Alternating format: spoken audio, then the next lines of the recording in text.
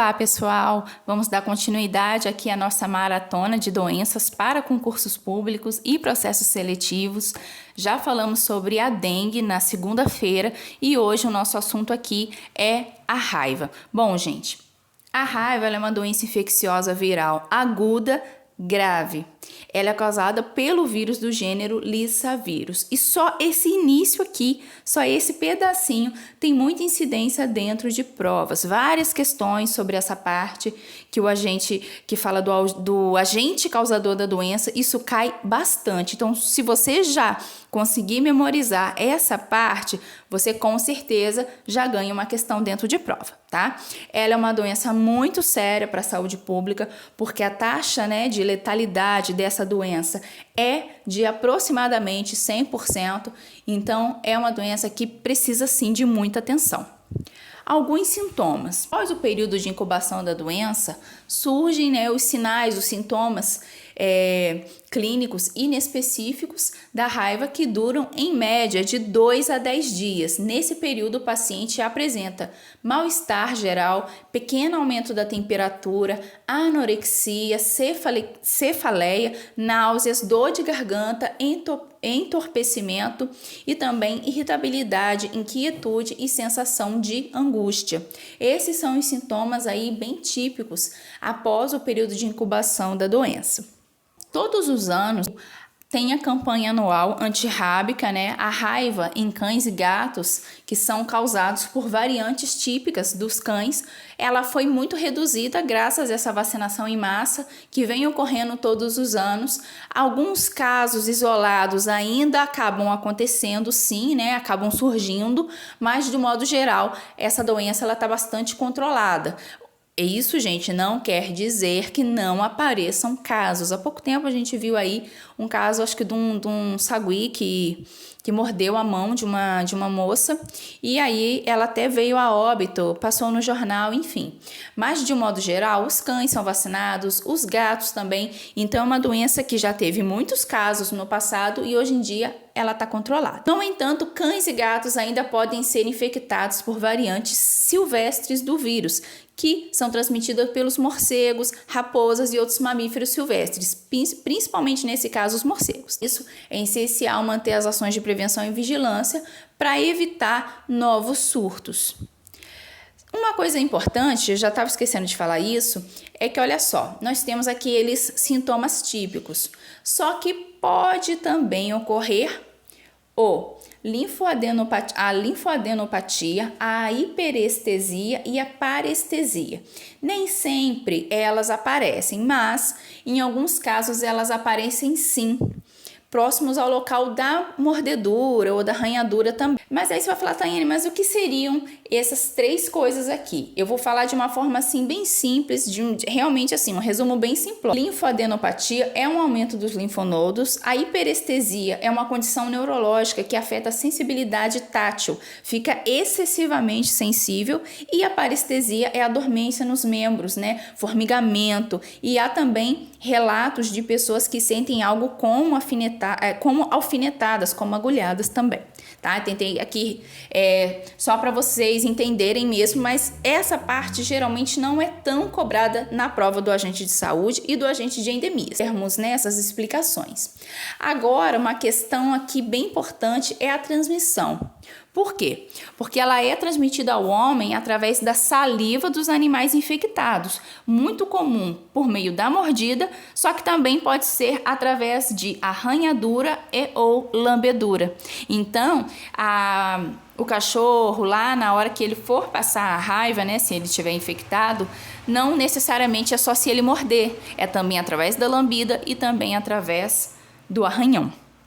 O tempo de incubação varia muito, ele pode ser de dias, indo até mesmo a anos. Só que no ser humano, em média, são 45 dias, podendo ser mais curto em crianças. E sim, gente, o período de incubação, ele está relacionado à localização, está relacionado com a profundidade e se foi mordedura e se foi arranhadura. Tudo isso daí vai influenciar, sim, no período de incubação da doença. Nos cães e nos gatos, a eliminação de vírus pela saliva ela ocorre ali de 2 a 5 dias antes do aparecimento dos sintomas clínicos e persiste ali durante toda a evolução da doença, que a gente fala que é o período de transmissibilidade. Uma coisa importante é que algumas pessoas, ao serem mordidas por um cachorro, nem sempre procuram tomar antirrábico. Eles pensam assim, não, aquele cachorro me mordeu, mas ele tá normal, aparentemente ele tá normal, só que pode ser que ele está sim com a doença, só que ainda não se manifestou. Tá? Ainda está naquele período de incubação. Então, o fato do cachorro, do gato, aparentar que está saudável não quer dizer nada. A morte do animal acontece em média entre o quinto, né, e o 7º dia após a apresentação dos sintomas. Então, assim, como eu falei lá no início, a taxa de letalidade da raiva é de aproximadamente 100%. Questão aqui também sobre o diagnóstico. Bom, o diagnóstico, a confirmação laboratorial em vida, ou seja, o diagnóstico de casos de raiva humana pode ser realizada pelo método da imunofluorescência direta ou em impressão de córnea, raspado de mucosa lingual ou por biópsia de pele da região ali cervical. A sensibilidade dessas provas é limitada e, quando negativas, não se pode excluir a possibilidade de infecção. Ou eu posso até estar agora sim com a raiva, né? Eu fui mordida, acabei contraindo sim o vírus e tô com a doença. Fiz lá o exame, deu negativo, mas não é porque deu negativo que eu não tô com a doença. Então, pode dar negativo, na verdade, um falso negativo, tá?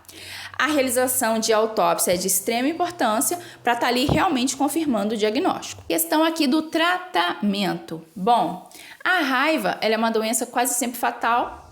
Então, a melhor medida de prevenção é o quê? É a vacinação pré ou pós-exposição. Tanto que, eu não sei aí na cidade de vocês, mas aqui na minha cidade é bem comum que algumas pessoas que trabalham na parte de veterinária, os ajudantes, né, os auxiliares de veterinário e também os veterinários, eles tomam a antirrábica.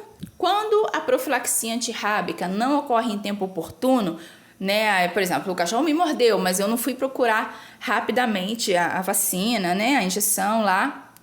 Pode-se utilizar o protocolo de tratamento da raiva humana, que é baseado na indução de coma profundo, o uso de antivirais e outros medicamentos específicos. Mas o melhor método ainda é a vacinação pré e pós o mais rápido possível.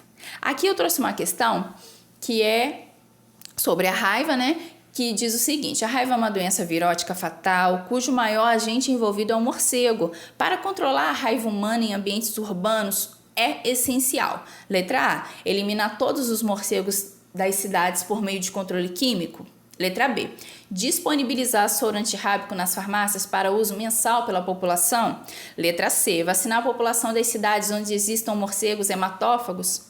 D, orientar a população para capturar todo morcego e avistar e entregar ao agente de controle de endemias. E letra E, domiciliar e vacinar principalmente cães e gatos. Bom, gente, essa aqui, a opção correta aqui é a letra E, vacinar principalmente cães e gatos. As outras aqui, que fala da parte do morcego, o morcego ele acaba sim sendo um grande reservatório lá no ambiente silvestre, mas na área urbana o que é o essencial mesmo, tá? Para controlar a raiva em ambientes urbanos, o que é essencial? A vacinação de cães e gatos. A campanha da raiva anualmente, a vacina é gratuita e tem sempre no final do ano, ali entre os meses de outubro, novembro e alguns meses também eu já vi essa vacina ser dada no mês de setembro.